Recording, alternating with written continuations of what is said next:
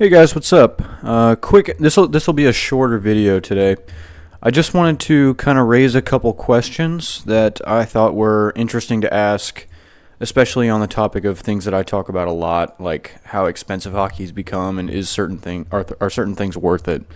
Here's a question that kind of came to mind.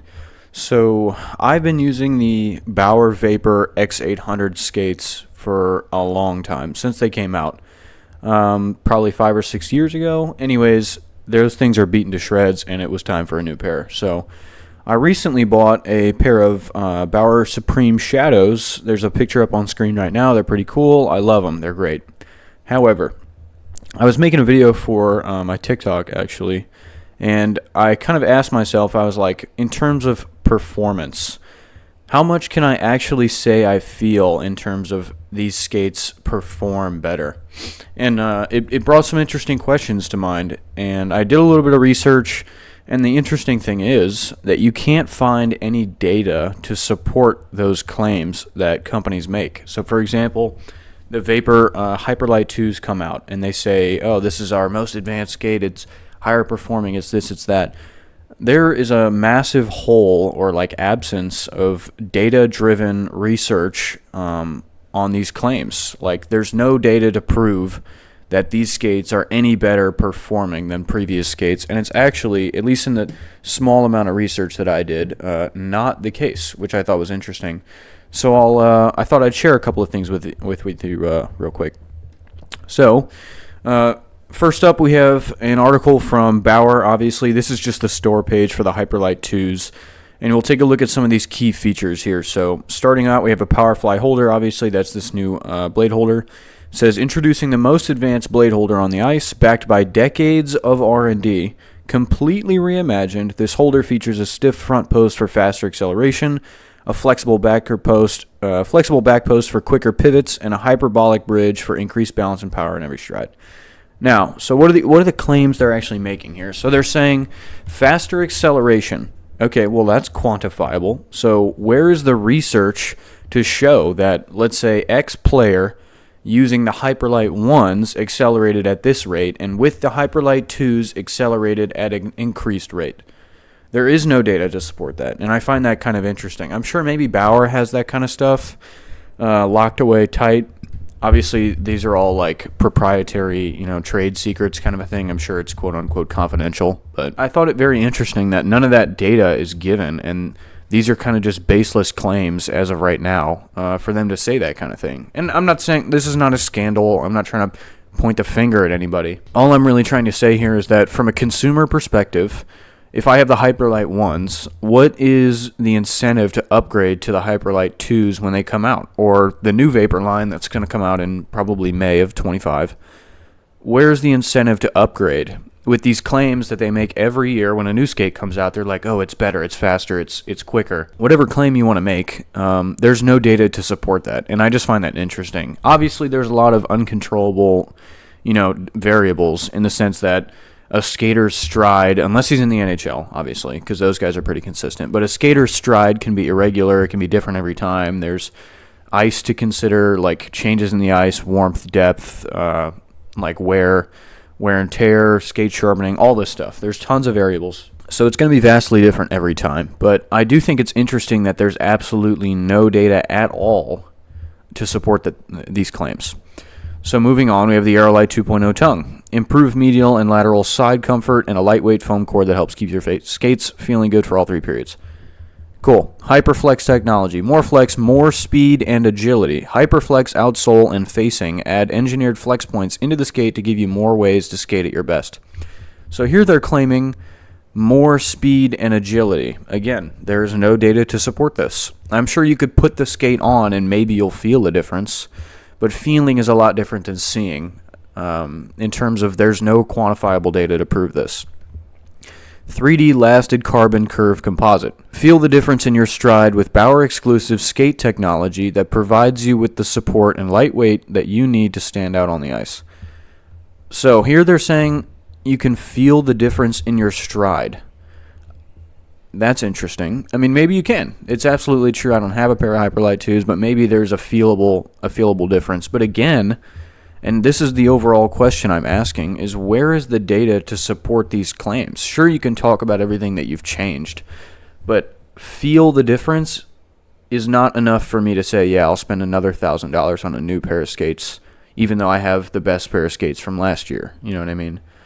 Choose your blade to be a cut above the rest with a blade that's perfect for your game. Pick the blade that helps you perform better, skate faster, and maximize your opportunity with every stride. So here they're saying that just the blade alone, speaking about the Fly series, the Fly X and the Fly TI, they're saying perform better, skate faster.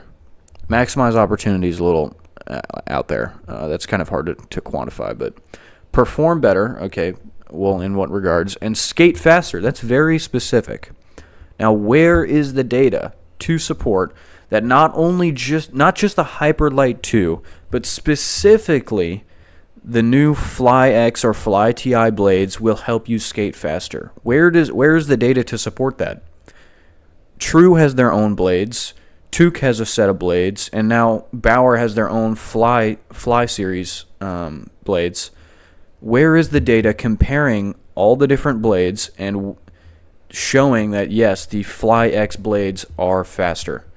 I think a lot of these claims are baseless. Again, not pointing any fingers. I just personally, I struggle to justify if you were, say, using the old Hyperlights, or maybe the new Hyperlights, and you're using some other blade, which doesn't really matter because you can only use the Fly Series blades in these holders. But if you're using the Fly blades to back up the claim that these blades are faster and therefore justify a, $150 purchase on a new set of blades, I think it's a little silly. That's all.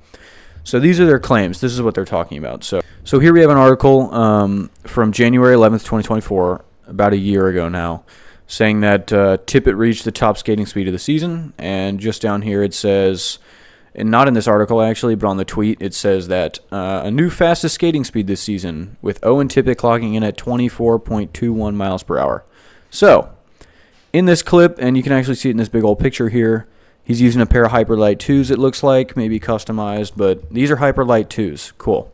So, in accordance with what they said, both the blade and the Powerfly holder are supposed to be flexible, they're stiff in certain areas, and all of that is for increased balance and power in every stride, with the blades literally saying performs better, skate faster, and maximize opportunity.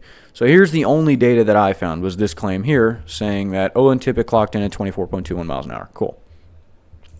Here's another quick Google search, also from NHL Edge Stats, from 2022. So keep in mind that the Hyperlight 2 skate wasn't released until June of 2023. So they obviously are being worn by Owen Tippett in this article, but at this point, now we have 2022. They weren't out yet. It was just the base Hyperlights.